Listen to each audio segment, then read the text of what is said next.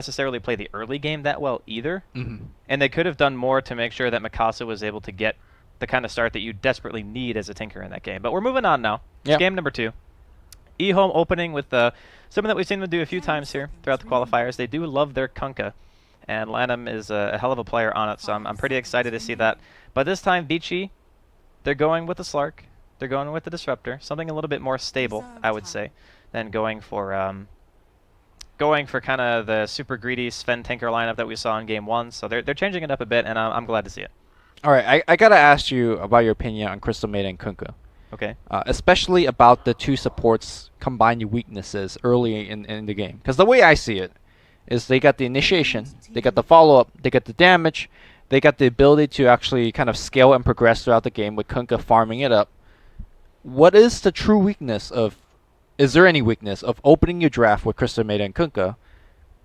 I think it's more the idea that heroes like Riki, which EHOME just banned, or even, Bounty Hunter, anybody who has the capability of causing any sort of disruption in the early laning phase is kind of the weakness, because they are level-dependent supports, for sure. Okay.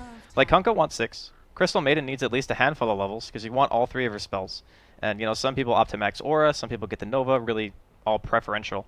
But if they are being harassed a lot in lane and aren't able to play, somewhat... not necessarily passive, but able to get a few pulls off, get their early levels, get to 3, then I think that's a really hard game for them. So taking out the Riki, a good step, I think, for EHOME here.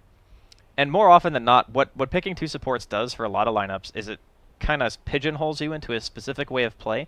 But because of these 2 heroes and they're how so function, versatile. Yeah, they can do so much that normally you would look at 2 supports and say, what Alliance did the other day, they picked Dazzle Rubik.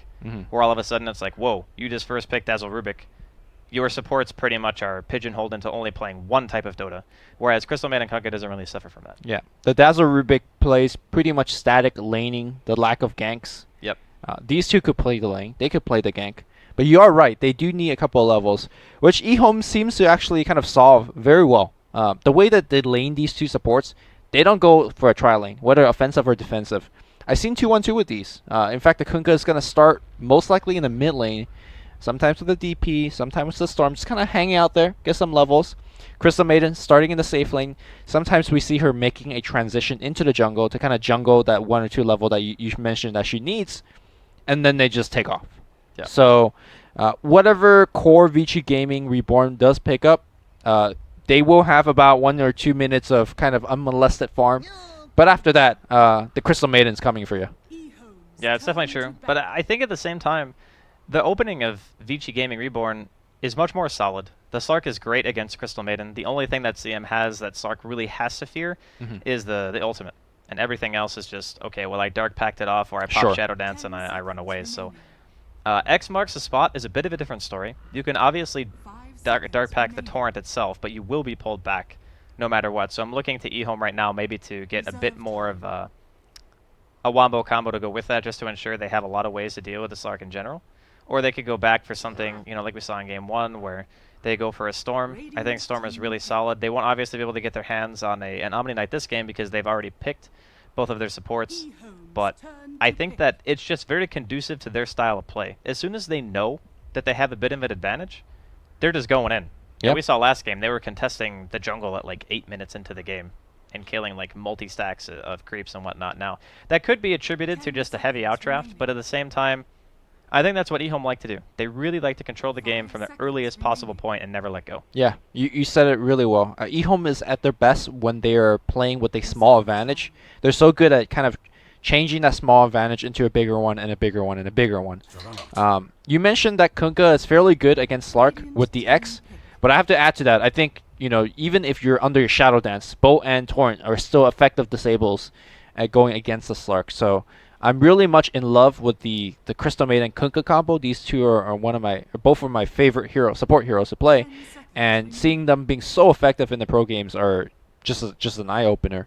Now we do see the Juggernaut being picked up as a 3rd in the Chinese scene as well as in the C scene. This could be a mid. This could be a safe lane. We kind of have to wait and see how the draft develops. In the safe lane though, the Crystal Maiden Juggernaut has been a kind of a time-tested combo here. Yeah. And even for a hero like Darkseer, he's going to have a tough time surviving that lane. It looks like we're going to see a nice Stalker 4th pick here for a support. Yeah, it's interesting you bring up the Darkseer because against Kunkka, it's not really that good. You can't utilize Surge at all. If you get hit by an X, you're going to eat the Torrent, pretty much guaranteed. You're going to get a Frostbite and Spun. So the other question, I suppose, is how much EHOME want to commit to the top lane? Is the CM just going to go AFK jungle? Because right now, Vici don't necessarily have the heroes to punish it just yet. You know, we're seeing this Night Stalker. Maybe it's a dual lane. Maybe it's a Darkseer Night Stalker dual offlane pressure. I would actually really like that. Yeah, I like that too. Because it forces the CM to do something. I think the biggest issue of last game for Vici Gaming was not able to force EHOME to do anything. They were always playing second fiddle and moving around the map whenever EHOME come knocking. And this time around, they have the opportunity at a very early stage to force EHOME to play their own game, which I think is probably the best way to take EHOME out of their comfort zone. You know, something that we talked about between CM Kunkka is that they do need that first couple of levels. They need that 1 or 2 minutes to take some farm. Yep. You know, after that 1 or 2 minutes, it's not the first night. It's not too far off. You think that's where maybe Vici will decide to make a stand with the Iron Shell with the first night of the Night Stalker? I think they definitely can. Okay. The heroes are inherently very tanky, so you have high base armor on both NS and Darkseer, and then you know you're level 3, maybe at 4 minutes if you get a pull off or something like that, and you're dual lane and you get a couple of voids on a hero, they're just dead. Yeah. Like even Crystal the Maiden Kunkka, in particular. Yeah. Yeah, double Ion Shell is terrifying when you're playing against this particular dual offlane combo. Now, of course, the Juggernaut's not really going to care too much. He's not really going to be the one who's getting pressured. It's more just pressure the lane by virtue of pressuring the supports. Sure. And the supports being, you know, under-leveled, not having any way of taking the fight, could be enough to tip the lanes in Vici Gaming Reborn's favor. But still got 2 more picks. Still probably looking at mid. I don't think the Juggernaut's going to be going mid this game. I think they want to pick a Mikasa hero in the next 2. And then we're looking at off lane. So whatever Old 11's going to be playing here, you know, I've been seeing Clockwork from time to time. I used to hate it because I thought the hero was very easy to abuse. But in this particular game, Clockwork actually does a lot against the heroes that they have. Like, it's really good against Darkseer. Okay, they're just going to go Tide. Yeah, I'm not so... Because Slark could pounce out. And Darkseer could even use the cogs against your team sometimes with the vacuum. Sometimes, yeah. Sometimes. So, I mean, Ty's just the true and tested, so... Well, he's more the stable. That's more what it is. I think Clockwork is much more volatile. Because if you don't have a good game on Clock, you can't come back. Like, the hero has no recovery whatsoever. You just fall off the face of the earth. So, Tidehunter is the much safer choice. Offers a lot of team fight. We will see the DK ban coming in here from Vici Gaming. They know that Mikasa's hero is most likely going to be coming out here as they themselves take out the Storm, and it's going to be a Bristle back. So wait, is it Chug mid still? Yeah, your guess is... I suppose they can adapt it depending on who Vici picked for their last I think Jug is better versus Darkseer in the safe lane in terms of having the kill power and having the sustain with Healing Ward. Yeah. But I could easily see them swapping. The one thing I want to point out about the 3 cores for EHOME is that they're very self-sustaining. So it allows your Crystal Maiden and Kunkka to kind of walk around a lot. And they will be walking around a lot. Oh. Woo! Blast from the past, boys. Bring it back, boys. Bring it back. The Shadow Fiend. All right, so honestly, I kind of like the SF this game. There's not really... Do you, though? There's not... Okay, he's going to get roamed on. Hear me out. Okay. If you have a dual off-lane, Night Stalker, Darkseer, and Lanham and Fenrir are moving around the map, your Juggernaut is going to get, like, nothing in his lane. Like, absolutely nothing. So I think they're banking on the idea that they can get away with a hero who can siege relatively early, because Shadow Fiend's great at hitting towers. Dragonlance is also good on him. So you get, like, the early durability. You can siege. You have this really high-pressure off-lane. And the supports, I think, are going to be hard-pressed on EHOME to find a lot of room to work here. Because you're either sacrificing Ice, or you're potentially sacrificing Mikasa, because Bristleback versus Shadow Fiend is definitely Shadow Fiend favored. Like, there is absolutely no question about that. If there's no ganks. If there's no ganks, of course. But judging from the fact that, and this is me being the devil's advocate here, judging from the fact that you have Crystal Maiden and Kunkka, 2 very, very good roamers, wouldn't you expect that gank coming? Wouldn't you expect the Bristleback kind of just walk all over the Shadow Fiend with a gank or 2? With a gank, absolutely he will die. But it's the trade-off. It's saying...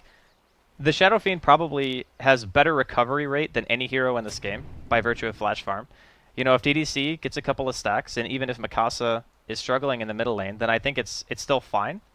But if Ice is getting far behind, Jug is not really known as a Flash Farmer. He kind of only starts to really come into his own and wave clear once he gets Battle Fury done. Okay. So I think if he's held down too much in the early game against what VCR have, I think Juggernaut can feel a little bit anemic in this game. So it just depends. You know, whatever course of action VGR decide to take, if they want to put the Night Stalker in the offlane, or if they want to just Iron Talon jungle him, which seems like could be the case right now. You know, honestly, I actually just completely disagree with jungling FY. I think if they put him in the jungle, Mikasa's going to get bodied mid. That's what I think is going to happen. Okay. One thing I do want to point out is that this is not the first time we've seen the Shadow Fiend from VGR. Mikasa has been kind of running it and running the show with it, actually. Very, very good Shadow Fiend player. There was a couple of questionable builds, at least item build-wise, that he's went for. I haven't seen him actually go with the Dragonlance. He's still been favoring the SMY, which I guess when we do get there and when he does pick it up, you can actually delve a little bit into it. You are the Shadow Fiend player between the two of us. Yeah. So we're going to talk about that a little bit later. But I'm going to keep my eye out here on the EHOME supports in terms of the early game rotation, because we talked about it a lot in the draft, but within the context of this game, especially for the Shadow Fiend ganks mid, the EHOME supports are the ones that we should be looking for, right? Yeah, for sure.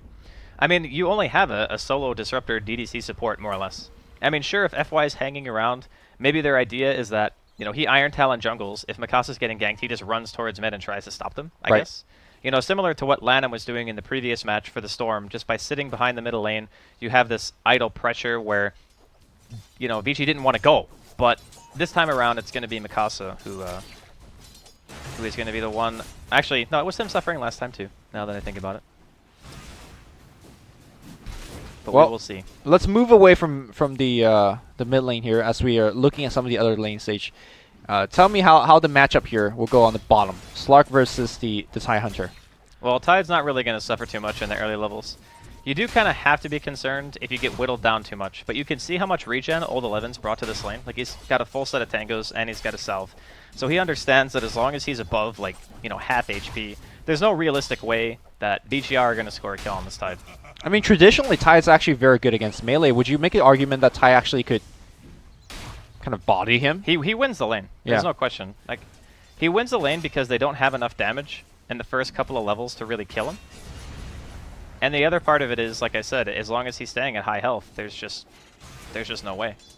No, Mikasa is bowling a little chicken a little bit here on the mid lane, but he already has his bottle, so he should be looking pretty good. Top lane, though, looks like we have Darkseer giving away the first blood. We did talk about how Juggernaut plus Crystal Maiden is a very strong lane. Mid lane, though, we do see a Torrent coming in. The body blocks are coming out as well. Mikasa dropping relatively low. He pops a Magic Stick, but one more spray should do it. Pops a Fairy Fire, so needs one more. Oh, Chicken will turn back, but like we talked about, these ganks are definitely putting the lane here in favor of EHOME. Yeah, I still disagree with FY going straight to the jungle. I mean, I know it's hard to justify doing a dual offlane when you know you want the Darkseer to get some levels, but at the same time, if you put enough pressure on that lane and, you know, maybe Yang doesn't die in the first couple of waves, and even just going back to kill the large camp, I think is fine, as we're going to see a bit of a kinetic field here. TDC dropping quite low. But Lannon's movement so far is applying way too much pressure. Like, VGR needs some kind of reaction, and because of the fact that FY started with this particular build, you know, what's he going to do? He doesn't have any regen. He's got no health. They're going to have to rely on, like, this first night phase being amazing. Otherwise, his jungle is not worth it at all. Yeah. It ain't looking good, at least right now.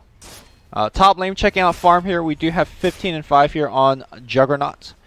And Darkseer is getting some, but he's also dying, so that is a legitimate concern. We do see a little bit of divergence here with Finrar's build. He's been getting 0-1-2 for the majority of his Crystal Maiden play, but against Darkseer, I guess ranking up the Frostbite makes a little bit more sense there. Keeps him a little bit more locked down under the Surge. We do see Mikasa almost getting pressured into a Torrent. And honestly, he doesn't really need to hit the Torrent, right? Because even if he's not hitting Torrent, look at the position of Mikasa. He's just so damn scared. Yeah, he is not really getting much in the way of CS. But again, he can recover. If there's any semblance of jungle stacking going on, he could probably get something out of it. But at top lane, just seeing some pushing here from EHOME, and Yang super scared, only level 3. I guess he's close to 4 now, and he does have an Iron Talon. The only unfortunate thing is EHOME actually warded his large camp, so he's not going to be able to freely just go back and stack that, or, you know, even get any experience or gold from it. So EHOME, again, just with a really solid plan here in the early game. I mean, their Tide Hunter in the offlane is getting more than the mid Shadow Fiend. That's not a good sign. Yeah. On that note, I feel pretty dumb selecting Shadow Fiend would have the highest net worth by 10 minutes. Because, you know, I feel like, oh, maybe VGR will protect him. But now it's in fact him having quite a low net worth as he is being pressured left and right. Speaking of pressure, it looks like Yang might be under a little bit of siege here. Top lane, we are seeing Ti6 coming in position. That Torrent needs to be good. He runs south and into Crystal Maiden, and he be dead. Yeah, he mega did. That's 4 heroes from EHOME making a rotation behind a tier 1 offlane at 4 minutes into the game. It's not a lot of cost though, because Old Chicken was... They're going to get Old 11 though. Okay, pretty good trade there Yes. for Vici considering the state of the game. You know, we were talking about the first night phase and how important it is for FY to have some kind of involvement in this game, and he has gotten 1 kill so far for his team. Killing Old Chicken's going to be a bit of a tall order, but you know, even just killing the offlaner once or twice, or maybe taking out a support and pressuring the safe lane can be a nice thing for them at this point. Yeah, as we see this game play out, I'm actually understanding and liking the mid Bristleback so much more. Just, it doesn't matter that his supports are not there. Like, even though it's a Night Stalker at nighttime, I don't think Bristleback's going to die. Unless he drops really low before that gank comes. Yeah, he needs to eat some raises if he wants to be dying in this middle lane. But, you know, Mikasa's starting to make a recovery here. He's got level 6. He's got a regen rune, which is actually so helpful when you're behind a Shadow Fiend. I mean, you get like, what, 3 or 4 extra raises depending when you pop that rune, so... Yeah, it's actually insanely good. Well, actually, Chicken making a go. You know, Old Chicken will die here. He runs backward, looking for the raise. He will hit the raise. Crystal Maiden runs forward, and looks like we are going to see a very early X here being picked up. I say early because generally Lanham doesn't skill X until he's like level 8 or something. So adjustments are made. Unfortunately, would not save the Bristleback for that engagement. Yeah, I'm kind of curious as to why Old Chicken was playing that so aggressively. Like, he was just walking in. He's like, whatever, you got a Night Stalker and a Shadow Fiend, magical burst damage, I don't care. I'm a Bristleback. Doesn't even have a stick. Yeah. That was a pretty questionable play, honestly. Maybe, you know, just a little bit of that Bristleback syndrome. Like, I won't die. Yeah. It actually, like, oh, shoot. That is actually a thing. Yeah. We know. We Dota players. Oh, 11. Oh, the courier behind the tower. Not like this. It's dead. No, not. Oh, wait. Yeah, Never mind. That was perfect world lag. I saw an auto attack coming out after the courier was already at 50 health and thought it was going to get hit again. But nah, it was actually just perfect world. Yep. Well, let's see if the gank here from EHOME will be a lot more successful. So far, I mean, I've been hyping up these dual roaming supports. Haven't really got too much done here. DDC comes around here, sees the big old TIE Hunter. Crystal Maiden coming in as well. Can we get a Nova? Nope, we don't have Nova just yet, but DDC looks like he will go down regardless. But here comes the Night Stalker. He was picked for this, for that counter pressure play, and they are getting the counter pressure play. In fact, when the 2 EHOME support comes in the roam, they get them both dead. Yeah, I mean, EHOME are trying to go really hard here, just knowing Old 11 doesn't have... Oh, okay, he's dead. He's dead, right? Has to be. Yeah. Mikasa just holding them raises. Oh! Wow. He actually got that denied because of the Satyr. Alrighty then. Calculated. Well, I mean, that makes it a little bit better, I suppose. But I'm still not really sold on EHOME's early game. I guess Ti6 got the tower while they were kind of skirmishing there in the bottom lane. But they're going into these fights without everything that they need. Like, not having Ravage and diving a tower like that is reckless. Especially when you know the Night Stalker's out on the map. I mean, FY, we talked about him jungling. I personally didn't like it that much, but he's managed to make it work. He's level 6 now. He's almost got his urn. I would say that he made it work more so off of EHOME's mistakes than... They were diving. Yeah. Like, super deep. So, I guess kind of EHOME's handed it to him on a silver platter. Ti6 is looking to get some kills, but he does have to back off. Still EHOME with the advantage in terms of overall farm, in terms of net worth and whatnot, but... You know, what about the scenario that you painted, right, with the Shadow Fiend pick? The early game siege. Judging at how the rate of this game's going, especially with the Bristleback pick, do you see that still happening for VCR, and how successful do you think that siege will be? I think they do have to kind of pressure towers a bit. They being VCR. Yeah. I don't think you can really play this lineup and not try to force the pace of the game. Of course, you can always fall back on something like Slark. I think it's a good matchup against Bristle and Jug. But the problem is with not getting towers early is you let EHOME fall into their comfort zone where they get like 2 heroes with Vanguards, and then they just start hitting your buildings, and it's like, how do we kill anyone? We do have a little chase situation here. FY is going to barely run outside that torrent range, and that should be it. Didn't have to pop darkness for that. And meanwhile, Ti6 is going to continue the siege.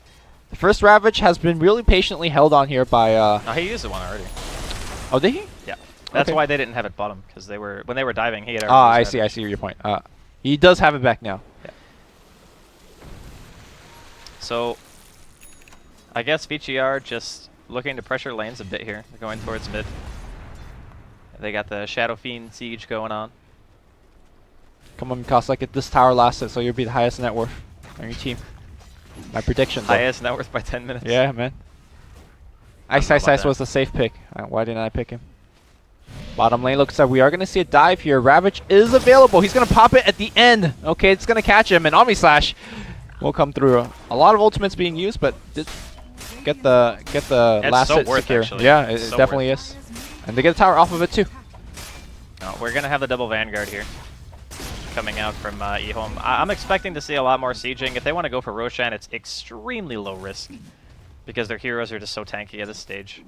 And VGR don't necessarily have like amazing team fight. I suppose they got a little bit better now that DDC finally hit 6.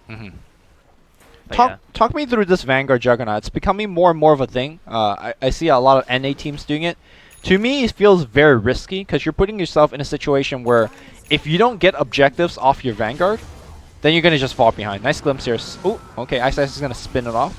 I don't know. I think it would have actually rather been glimpsed there. Yeah. They could have killed Roshan. Well, they're looking to defend the tower, so We'll see what happens. Old Chicken with the Vanguard as well. The Vanguard boys. I mean, truthfully, when it comes to Vanguard Juggernaut, the way I see it is it kind of solves a couple of issues he has during the early game against lineups that have heavy right-click. So you imagine Shadow Fiend, Slark, even Night Stalker to a certain degree, like if it's nighttime, he can deal a fair amount just by clicking you. And if all you have is Phase Boots, Aquila, Battle Fury, you're actually pretty susceptible to dying during a Blade Fury. sure. So if you have Vanguard, it makes it so your spin isn't necessarily a death sentence towards those heroes that deal high physical DPS. It's good for Siege, and it just makes you not burstable anymore. When at this stage in the game, most of your damage comes from Spin and Omni anyway. Okay, let me rephrase that question. Should you choose to join fights or not? Oh, absolutely with Vanguard. Well, no. That's the thing. As Juggernaut, should you be choosing to join fights? Because Yeah. if you do join fights, you get the Vanguard. But if not, you get the Battle Fury, right? So Yeah, I would say so. I mean, in this case, does Ice, if he hasn't gone for the Vanguard, does he have an option to say, instead of coming to fights, I'm going to just farm? No, I think they want to pressure. I Okay. think their lineup is built around the idea that you get early game momentum. They're going to lose their tide here in the bottom lane once Well, again. let's see if they're going to get a Mikasa return kill. No, the smoke broke under the tower, and they swung around. They're still looking for this kill. They scan for the Shadow Fiend, misses him. Mikasa says, okay, I'm going to just keep on farming. Kind of a awkward nighttime smoke. Things just get a little bit weird here. FY is going to swing around. We do see Darkseer porting in. Darkseer, does he have a big item? No, he doesn't have that mech finish just yet. Tower's going to go down regardless. VCR did get themselves a tide kill on the bottom lane, but they will lose a tier 1 now. I think the tier 1 mid is actually more valuable than the tide kill. I think EHOME want to open up the map a bit, you know, gain access to the VGR's jungle, take Roshan. They already got some aggressive wards going.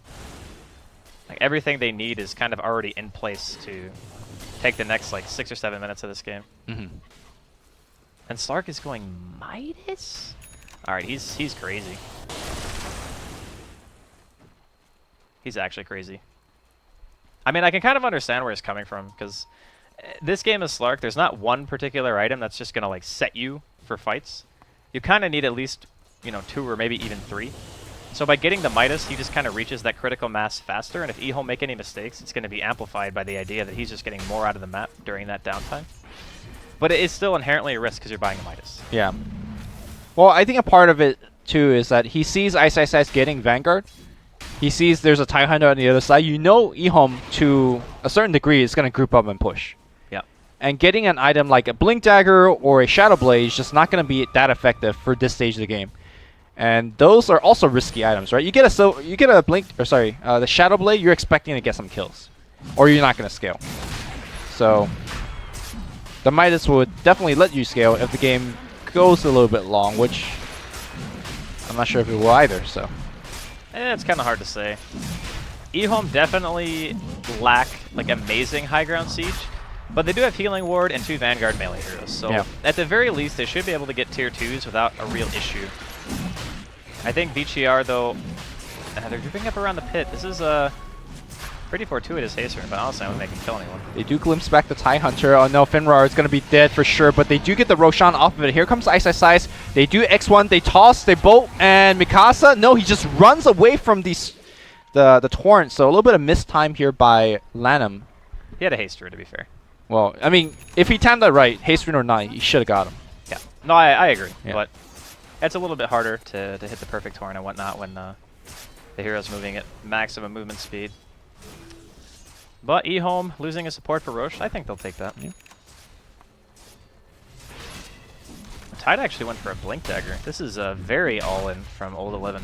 It's kind of weird, though, because you imagine if you're... Mech would be better. Yeah, I really think that Mech is much better for Siege. It's not as if VGR have this really scary teamfight setup that you need to counter-initiate on. I think it's just because they want to run at VGR very badly and just be like, okay, Blink Ravage into like an Omni or something like that, and we just walk away with the fight and kill buildings. Right. Yeah, they're not expecting, or from their ideal world, they're not expecting a slow siege. It's more like, we're going to run at you, get kills, and then push towers. And the Blink would be much more helpful in that regard. EHOME smoked up here, looking for somebody.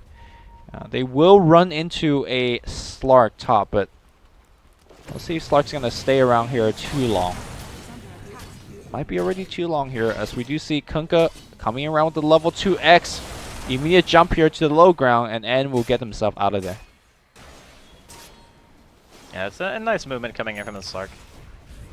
And he's still like very high in the net worth as well. He's only slightly below the Juggernaut, so it's not as if he's getting out-farmed or anything like that. And plus he's 4-1. He's got a majority of his team's kills. Mikasa's going to get himself a free kill. No? I thought he was going to pop his ult, but I guess this one is pretty much guaranteed. Yeah. There's no way Fenrir can get away from that. But all things considered, I'd say Vici are doing a pretty good job of maintaining in the early/mid game here. It's only 16 minutes in. I wouldn't say they're maintaining. They're actually like starting to make... They're making headway. Yeah, they're making headway. Right. There's a 2K net worth lead for EHOME, but still well within the realms here for VGR to do much better, as they are looking to siege. Mikasa's going to pop that Shadow Blade and maybe look for a kill or two, but EHOME heroes are well behind their towers. They say that Ice in the front line. He'll spin. He'll run away. Vanguard helping him there. Actually, is he going to get glimpsed? That's a question. He's actually into the trees here. Mikasa got his ult off. Glimpse back on the Crystal Maiden. Aegis is going to get dropped. And the Radiant Heroes aren't even in a terrible position. They kind of waste the wall there. They want to fight this.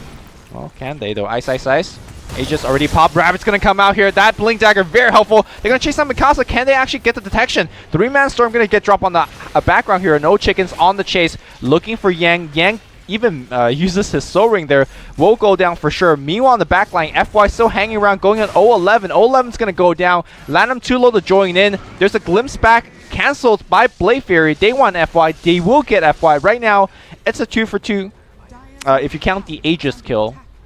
And that will be it. So, okay, I suppose, for VGR. They didn't lose any major core. I think it was a little bit disappointing, actually, for EHOME to not get more out of that, as Ice is just trading some right clicks here. But the biggest issue I think they had is not having any detection on the Tide Hunter. So, like, he blinked in, he had a 3-man Ravage, and Ice went in for the Omni Slash on Mikasa, but he just popped Shadow Blade, and there was no follow-up. Right. Like, it was just, he got away. If they kill the SF there, it's well worth it. But because they only got the Darkseer and the Night Stalker, it's kind of like, it's mediocre. You used a very long cooldown ultimate, and you got a support and an offlane. Yeah. I don't think that's ideal if you're EHOME. Unfortunately for EHOME, the sentries were on Crystal Maiden, who got glimpsed back at the beginning of the fight. So they were pretty much committed at that point. So despite having no detection, they kind of just had to continue the fight. All right, Andy, I got a question for you. If you take me to the mid and the late game, talk to me about the scaling of both of these teams, especially factoring high ground siege, because I mean, EHOME's high ground siege is pretty questionable. I mean, the Bristleback is the frontline hero. You know, you finish up the pipe, you buy a heart or whatever in an AC, and you just hit the tower. Like, it's still difficult for VGR to go on him. So I would say in regards to high ground, the teams are about even, because the other alternative on VGR's side is you just have a Shadow Fiend that can hit the tower and maybe Slark. But in scaling, I think that VGR are better. Because Night Stalker offers more control over the map. Once you have it, you know, you pick up the Aghanims, it's going to be great for him. And then Slark is just good matchup in general as, oh my. I don't think that was ever going to connect. Oh my. Top lane, we do have the kill here against Mr. Kunkka. Immediate glimpse back. Thank you for the tower. I'm not sure if that glimpse back was actually good, because they could have killed the tower and probably killed him too. He's super tanky though. Yeah, okay, maybe not. The quill spray would have done work. Yeah, I don't know. I think VCR's team actually scales very well. I agree as well. It's not that EHOME don't scale. It's that they kind of only have a singular game plan. It's let's take a team fight, let's push. We got these really tanky mid-game fighting heroes like Bristleback and Juggernaut, and we got some nice AoE with the Tide. It's a very straightforward lineup, which is fine. But it does mean that VCR have more avenues to win the game. Like, they can win by getting the Slark and the Shadow Fiend really farmed.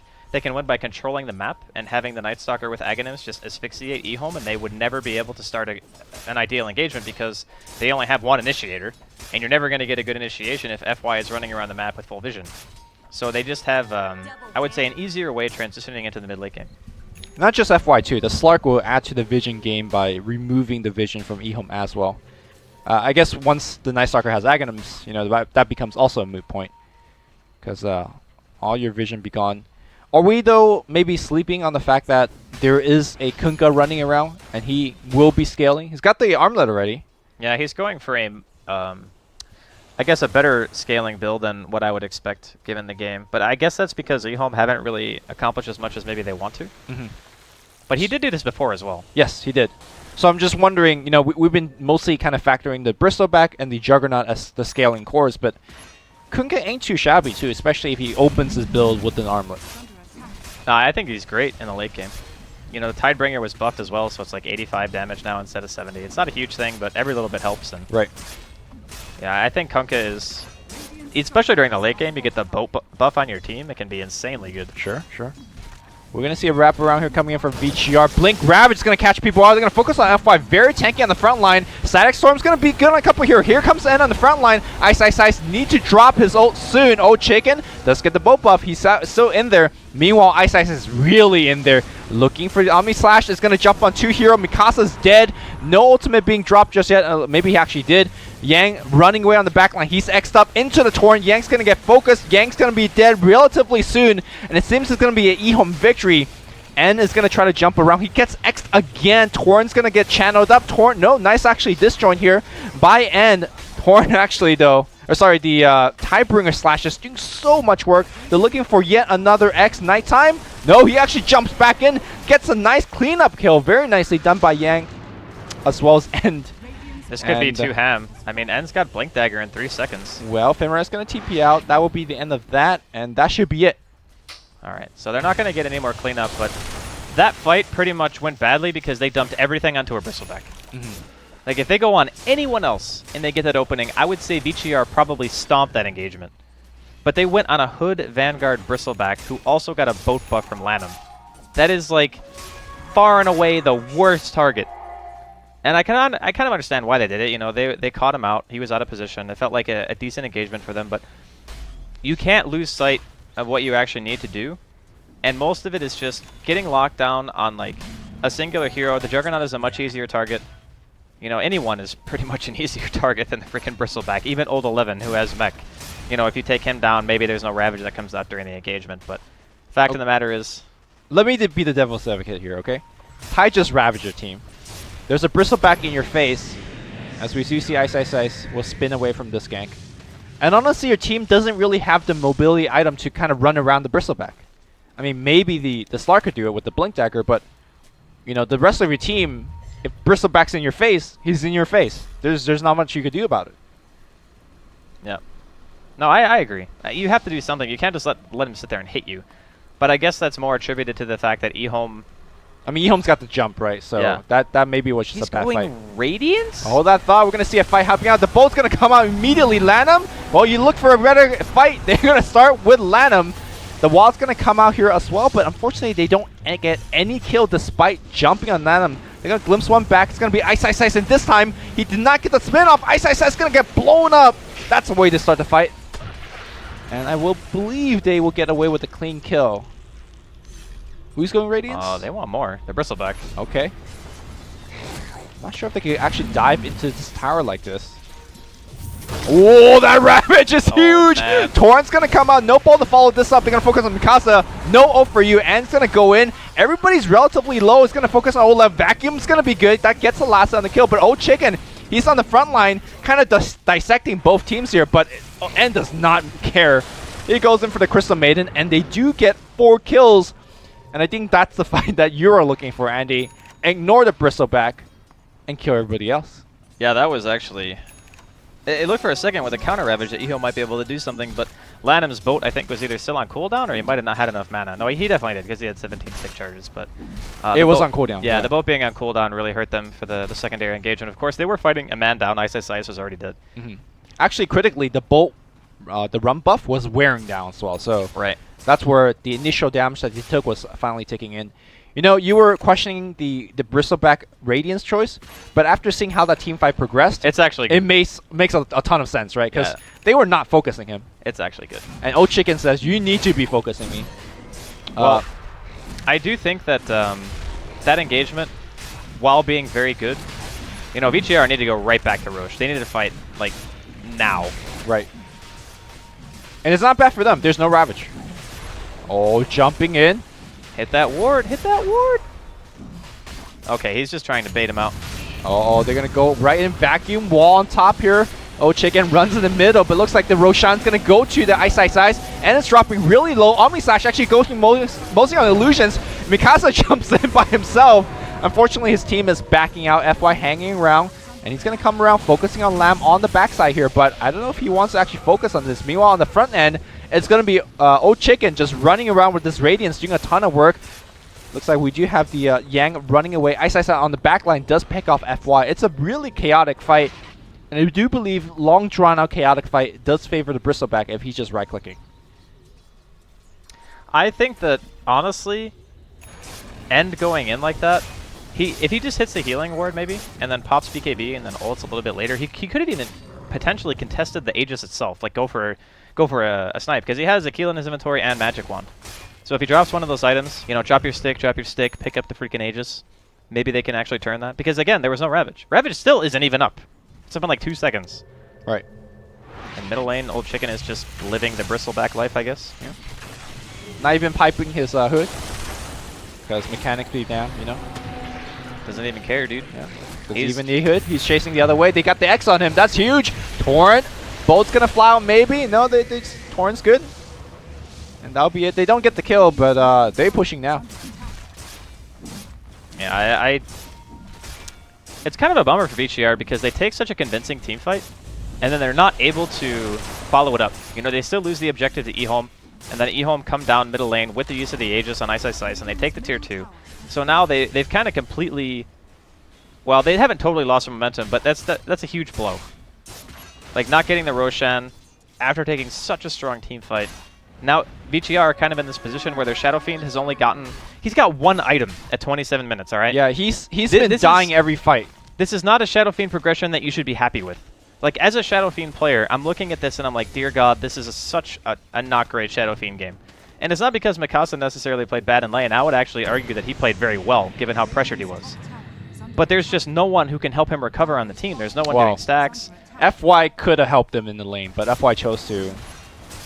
For a strategic decision, they chose to get himself further They were ahead. diving like between tier 1 and tier 2 bottom. I don't mind the fact that FY was going down there to try to help. He did get counter kills. Fair enough.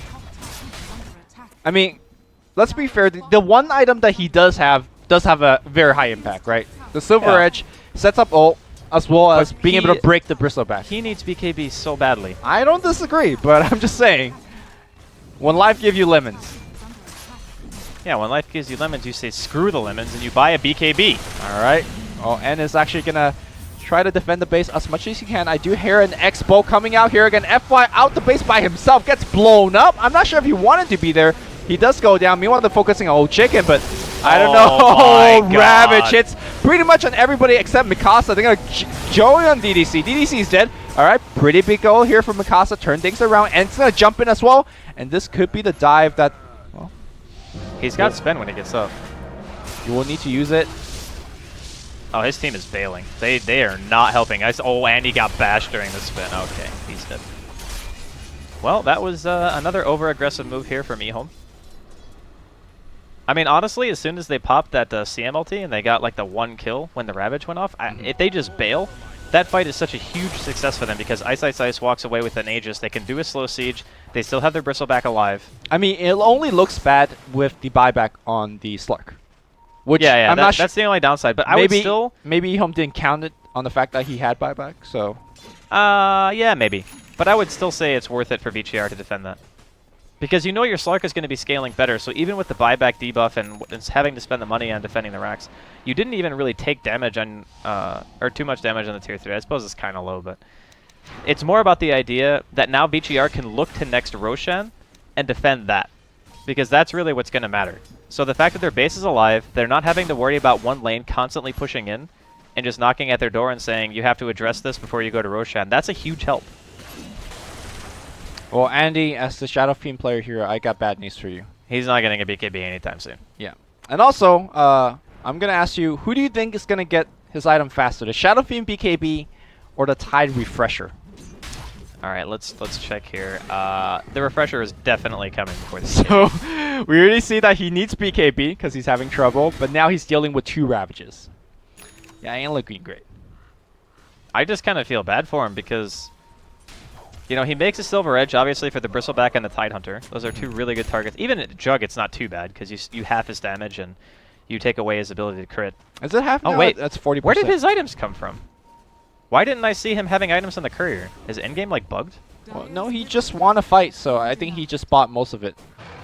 Yeah, but it said he had, like, 1,300 gold, and I didn't see any of his other items. Like, the Mithril Hammer and the Ogre Club weren't showing for me. I don't know, maybe it's just Perfect World being bad again, but... Okay. Yeah, but no, the BKB is great. This is extremely helpful because now it means he can get his Requiem off and not have to just get obliterated by a Ravage or, you know, CMLT, Torrent, Boat, whatever. And with a DD rune, this is a huge power spike for VCR. Like, Shadow Fiend is pretty much fully functional now in team fights. Yeah. I mean, just a single BKB really cuts off a majority of EHOME's damage output. Yeah. Pretty much you're only looking at Omni Slash and the right clicks from Bristleback. I'm just done in Dota 2. Are you? I lagged out. I don't know what's happening right now. I have like 1 frame every 30 seconds. Oh, it was pretty good for 30 minutes, but I guess China strikes again. If it gets bad, we will reconnect. Fret not. Yeah, I think I'm going to try to reconnect, see if it gets any better. Okay. And we are getting to the stage where you said the important factor of FY Night Stalker is in play. Yeah, that is huge, actually, for Vici. Because it just allows you to take fights on your own terms. You never have to take an engagement that you don't want. With the vision advantage, you have DDC on the Disruptor who can cause a lot of problems. You glimpse one hero out of position, all of a sudden EHOME are either forced to commit to that fight or they have to back off, let the hero die, and lose map control. It's just a very strong combination in general. So the fact that, you know, VCR have made it this far into the game, they haven't lost a set of racks, it's still looking alright. And to be honest, in terms of overall net worth, you know, they're not looking too shabby. It's pretty much just the support Disruptor that's suffering. Now, the Aghanim Scepter on Night Stalker is obviously great, but is the advantage of having that combination somewhat more limited when you know EHOME is right outside your base, just sieging? Yeah. I mean, isn't that going to be coming soon, you think, for EHOME? Like, they're not looking to sit back and not push. I imagine they want to finish the game relatively soon.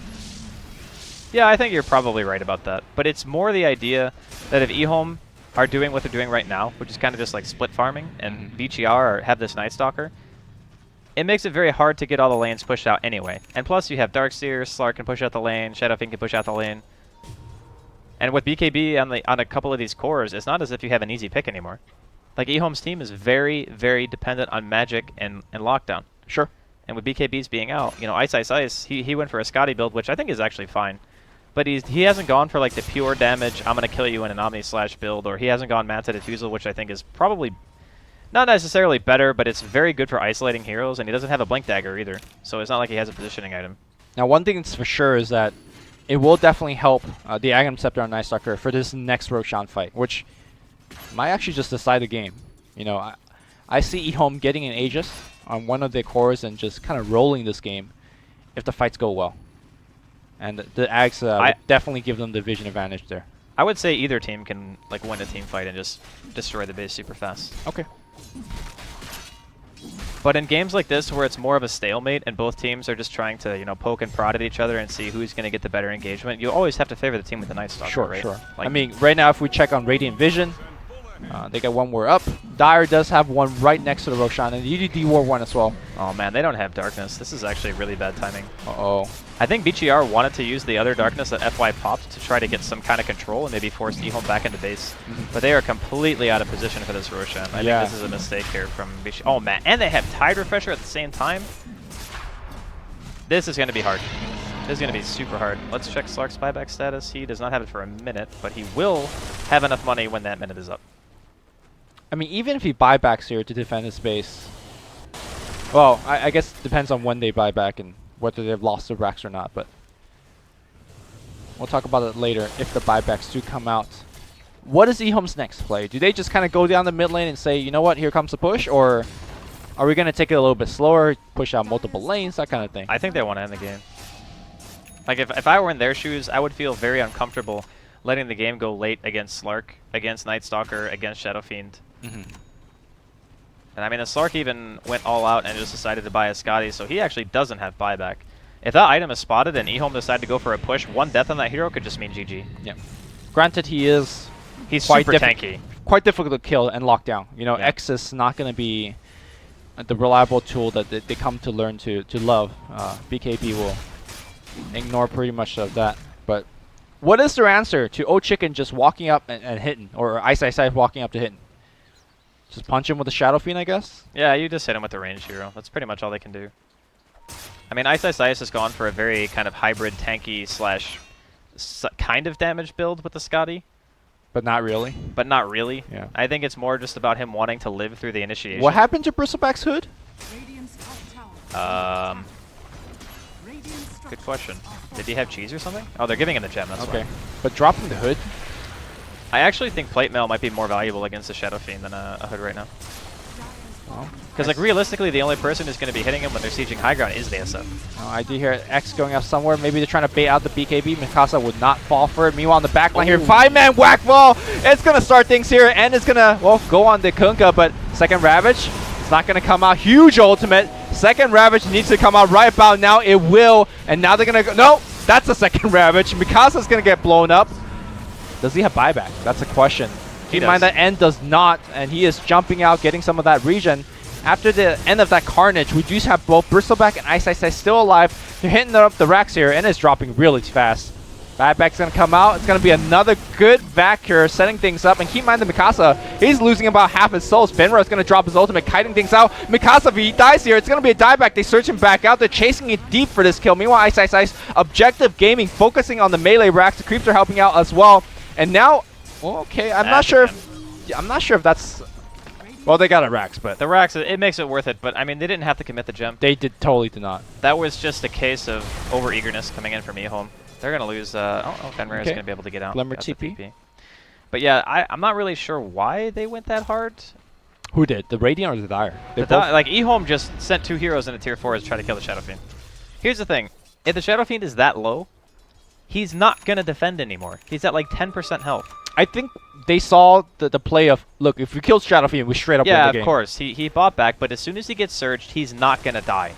Well, you know what? Maybe they thought he did. He's not going to die. die. He got Radiance and like five stacks. Look, I agree with you. I'm just playing devil's advocate. I know. You like to do that. You intentionally trigger me with weird logic in front of thousands of people for your own amusement.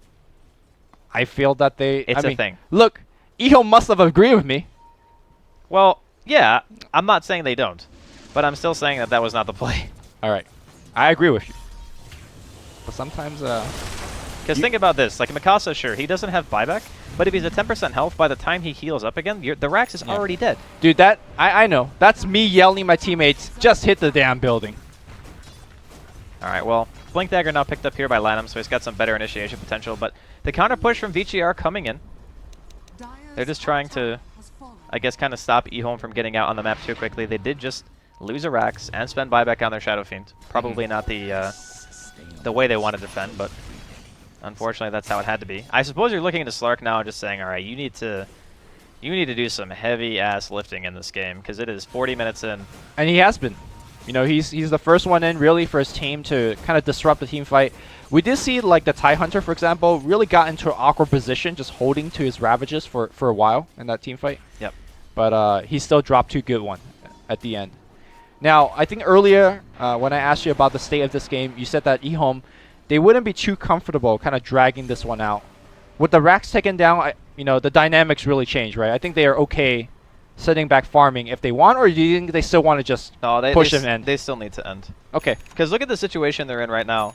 Because that push... Oh, Glimpse is going to find themselves a Tide. They're going to try to blow them down through the storm, and they will do so. I say that. He's very tanky. Pops the greed. The vacuum's going to be there. Huge Sonic. Not going to be enough. He drops 1 Ravage. He's still alive and finally gets a kill. Now he focuses on the Crystal Maiden. And that's going to be retreat time, it feels like, because Shadow Fiend just died. Yeah, that's a SF dead for about 90 seconds. Yep. A little bit less than that. It was a really good catch on the Tide Hunter, but the Coco Rum just proving to be so strong, able to get the Ravage off before he died. I think they were expected to kill him in about half the time they actually did. I mean, it's a Tide Hunter. Yeah. Well, with Coco. Yeah. And he popped Greaves. Who would have thought that Kunkka would be such a good friend to a Tide Hunter? It's I mean, lore-wise, lore failure. There are some people out there who are definitely triggered by watching that whole thing unfold. But are you on the Kunkka camp or are you on the Tide camp? Tide camp for sure, dude. Come on. Who doesn't like watermelons? Fair enough. I feel like BGR kind of had to do something like that. Mm-hmm. It was just unfortunate that they didn't get the kill quite fast enough. Because, you know, say he dies there, maybe he's forced to buy back, but it's still, you're applying pressure. And as long as you're outside of the base with your Night Stalker and having the darkness available, you can pressure EHOME. And that's what they need to do. Because with the Night Stalker sitting inside of his base, you're not really, of course you're not doing anything, but the hero wants to be even more active than most others in the game. Sure. Well, now EHOME's the one that's pressuring him back. So, going back to what I asked you earlier, EHOME looking to finish, do you wait for the second Ravage to come back? Or do you just feel like, you know what, forget the second Ravage, we need a pressure? Like, is that 2 minute? He's not popping the refresher, so he's going to wait the 50 seconds and just go for it again. It's worth waiting for another Ravage, I think. But they don't even really have to worry about the ultimate being up, because just by taking that one successful fight, BGR have already retreated all the way back into their base. And EHOME have put up an aggressive ward inside of the jungle. They already had one there prior to that, which is going to be fading kind of soon. But I think for them, it's more about just waiting out the next Rosh, knowing you'll have double Ravage for that Roshan. Potentially getting Mikasa here, but looks like they're not going to have the detection necessary to actually pick him off. Oh no, he has a gem on the bristle. Nice clips. Okay. So yeah, this is just a positioning game now.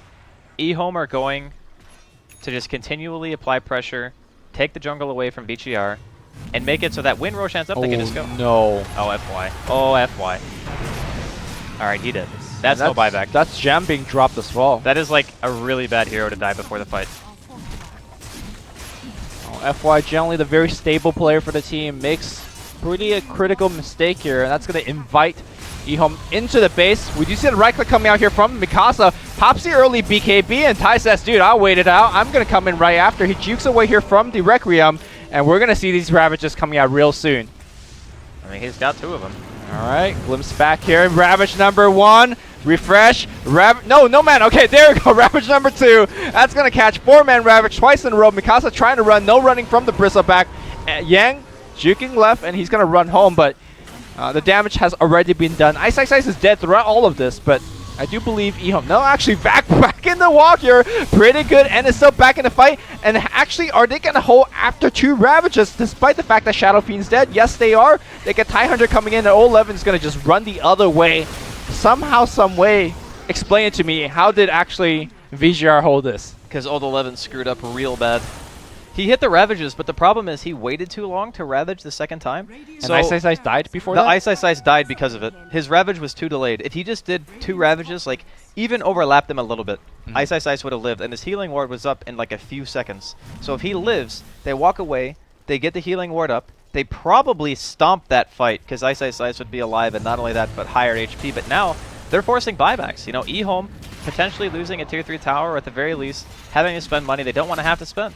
And Old 11, like those Ravages, you got to hit him better than that. Like, sure, you hit a good amount of heroes, but if the Slark kills your Juggernaut because you just didn't Ravage fast enough, then that's definitely on you. Yeah, the game could be turning as well. N is in the Roshan pit, giving a good go here at the old man. And maybe the Aegis on the Shadow Fiend will help things out, but it seems like Shadow Fiend is way too far away. He is walking there, perhaps even using his Silver Edge in doing so. But never mind that. It seems like Vici maybe not doing enough damage altogether. Torrent's going to scout things out. They can even throw the bow if they want, but really don't want to give away that big teamfight AoE ultimate. Bristleback could be running in straight up as well, but he's really respecting the fact that he needs his team. DP here, Roshan down to about a quarter HP. Really need to commit. They scouted out with the HP. Mikasa's back into the fight. This is going to be close. Nobody jumping in just yet. Old Chicken running about in. No, they're going to give away the Aegis to Mikasa. That's really the target they want to put it on. And I think that will be it for the fight here. Keep in mind that VCR is working with Glimpse as well as Night Vision. They will find one, and 11 gets found with the Static Storm as well. So no Ravages in this fight. I just got buyback. And Ravage is up in about 10, so they'll have one, but they won't have the second. Creep waves are pushing in top as well, so they got a back. Yeah, no, actually I think they go for it. They don't care about huts. They need to deal damage right now. Okay. At least force out the buyback. Yeah, at the very least force a Ti to buyback. So suddenly what went from almost a guaranteed victory to EHOME. After That one Ravage, big dude. dive, yeah, maybe a misplay on the Ravage. Now we're seeing buybacks being forced out left and right, and here we go. We can see a back. No wall to follow this up. They're going to just blow up Finra immediately. The boat's going to come out, and it's, I'm not sure whether it's hitting or not, and we do have Ice spinning around, dropping his Omni. No buyback was forced out, and a quick retreat here from Vici. They still stay, despite the buyback. They have Aegis, so they really want to try to make use of this. Unfortunately, the longer they wait, it's going to be a double Ravage. Yeah, they glimpse one back. And now focusing, defensive Yule's going to come out here. And here comes O-Check and BKB. Used immediately. 11 being patient with the Ravage. But are they engaging into this? Okay, back. Wall. Okay. 11 in there. He needs to drop his Ravage. Second one not being dropped. He's already died back. This could be just it. Ice gets bashed up here in EHOME on the ropes. Remember, they're up one game, but this could be changing here. As Vici gonna look to take the racks. How many buybacks are left here? I don't think there's what? Tide's out of it. There's none. There's no buybacks on EHOME at all. Oh, FY. Oh, sorry. Jug has buyback. Ice has buyback. Okay. But he doesn't want to run in by himself to throw away he can. alive. Yeah. He definitely can. However, the heroes are so tanky, like between the cores. Okay, Storm's going to be on 2. Man, these plays are so big from Yang. He's just really carrying the team in the team fight here. Finra trying to run, drops low before dying, and actually brings FY pretty low. Meanwhile, Ice spinning in, and the Raxus are falling quite fast. Bristleback can't really come in by himself as well. Vici will claim the first Rax for them, and they will retreat merrily. No, they will not retreat. They want more. They just want to win the game now. 26 seconds here till the tie here. Remember, he died back. Lanham just dead as well. He does not have buyback either. I'm actually going to watch the replay during the break and see how close that Ravage was to the one in the bot racks, yeah. That honestly, like, it seems like such a small thing, but if they hit that, they would have probably just won the game right then and there. GG. And there's the GG. It's all tied up. Oh my God. EHOME could have had a clean 2-0 sweep, but just one misplay. Yep. Maybe 2 with the dive on the mid tower as well with Bristleback chased in for the Shadow Fiend kill. Yeah, that was actually a really bad misplay too. I think that EHOME should have won this game, but you know, stuff happens. You make a bad judgment call, and teams are so experienced nowadays. Like VCR have been playing great throughout the entire qualifiers, and they abused that 1 or 2 mistakes that EHOME made, and they managed to snowball it into a win. And we talked about how VCR probably had the superior late game anyway. And I think Ice, his item build, it was good because he could live, and if they executed properly, it was probably the right items. Right. But because of the fact that they failed their pushes, he just can't do anything in the fights. Like, his Omni was doing 0 damage during the last engagements because they had just had so much mitigation at the point in a freaking Crimson Guard and the Darkseer. So, unfortunately, you know, EHOME, they dropped the second game. I still think overall they look like the stronger team in the series so far, but we'll see if EGR can pull it out for Game 3. Yeah. I mean, they kind of missed a big opportunity in the sense that I don't think they're going to get another game where they shut down Mikasa that hard.